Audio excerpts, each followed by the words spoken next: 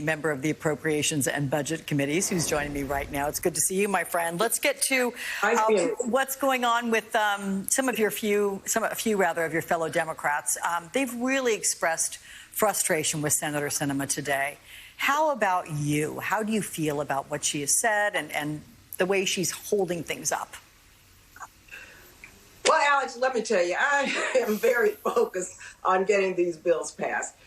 The American people deserve Democrats especially, and as Cedric Richmond said, hopefully Republicans to fight for them. And so I'm not going to get involved in the squabbles that are taking place, because I believe at the end of the day, we're going to come together and pass both bills. And we have to do that. And I have never focused on the bottom line in terms of numbers. I think at this point, we need to ask, once again, Senator Sinema and also Senator Manchin, what they're willing to give up or what they will support. For example, are they willing to give up resources and investments for our essential workers, our caregivers, who are predominantly Black and brown women living on the edge? Do we think that they deserve a minimum wage, a living wage? And do we think that our seniors deserve the health care that they deserve? Those living in assisted living and nursing homes, do they deserve that? Or what is it? Child tax credit that they don't believe would work in their districts that would help reduce and eliminate child poverty. So I want to hear who's winning and who's losing in terms of their negotiations. Yeah, so you want to keep the tenor of let's keep talking, let's get this ironed out. How about the president when he went to Capitol Hill there? I mean, the thinking was he's going to bolster Speaker Pelosi's position, right? Do you think Nancy Pelosi had the expectation that he would go in and say it's okay to delay after she promised moderates she's going to hold this vote? Or do you think she was surprised by what happened? No, I don't think she was. First of all, the Speaker said very clearly that she did not renege on her agreement. I've been in many meetings with the Speaker and with the President, and she didn't. At the last minute, and I hate to even say moderates and progressives, but those who decided to change the rules of the game came forward. And so the Speaker had to change the rules of the game in terms of just trying to meet what their demands were.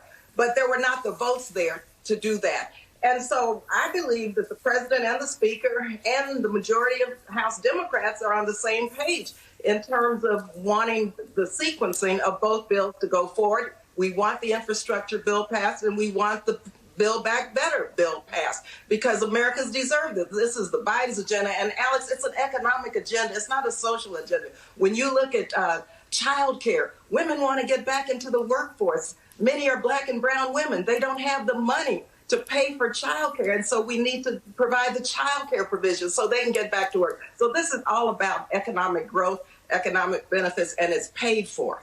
Yeah.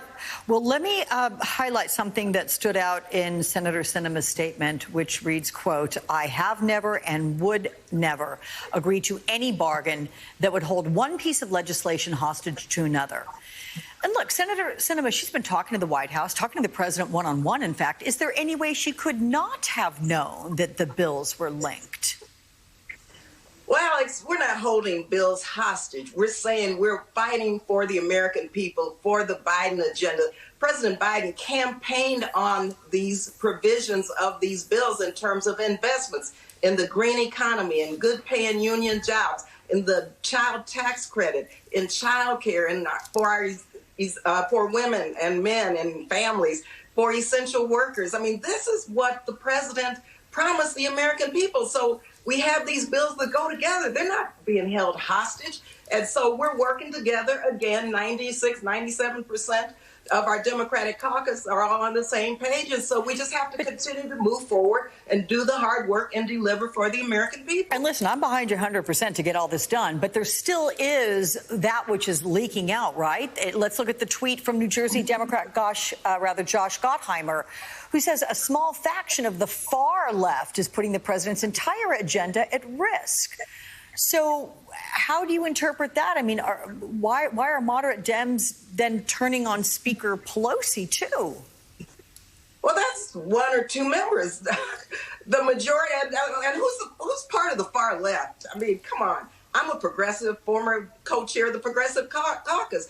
What we're working on in terms of these investments, the majority of the American people want. They create good paying jobs. They address the climate crisis. They address health care. They help women and children. They address equity in terms of systemic racism that's in so many of the policies that we have to begin to close the gap on. And so I'm not sure what they're talking about when they say the far left. When you look at those in our caucus who support the sequencing of these bills and these investments, you're talking about Democrats, not the far left or the far right or the moderates. And so I don't accept that at all. Okay, so despite all this playing out in a rather public way, the extent to which the public is really paying attention to the infighting and the sausage making, if you want to call it that, on Capitol Hill is really in question. You have the president saying, I'm going to get out there.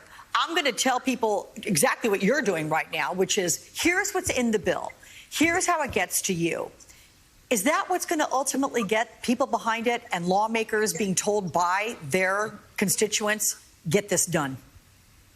That's how democracy works, isn't it, Alex? I mean, that's what it's about. It's about the voices of people, people weighing in. Look, we delivered for Republican constituents. We delivered on the rescue plan. Believe you me, we didn't have any votes to save their lives and their livelihoods. It was Democrats who delivered for Republicans' constituents. So President Biden is doing exactly what he said he was going to do in the meeting when I was there at the White House a couple of weeks ago. People need to know what we're fighting for. These investments are going to save lives and livelihoods. So he's absolutely doing the right change. He has not changed his strategy. Neither has the speaker in terms of sequencing these bills and making sure that the investments go into these areas to help people enhance the quality of their lives. And that's what this is about. And you're doing exactly what we booked you to do. You are bringing it. Can I just make a suggestion to the president? He should take you on the road with him when he gets out there to try to explain this to everybody. Congresswoman Barbara Lee, it's good to see you.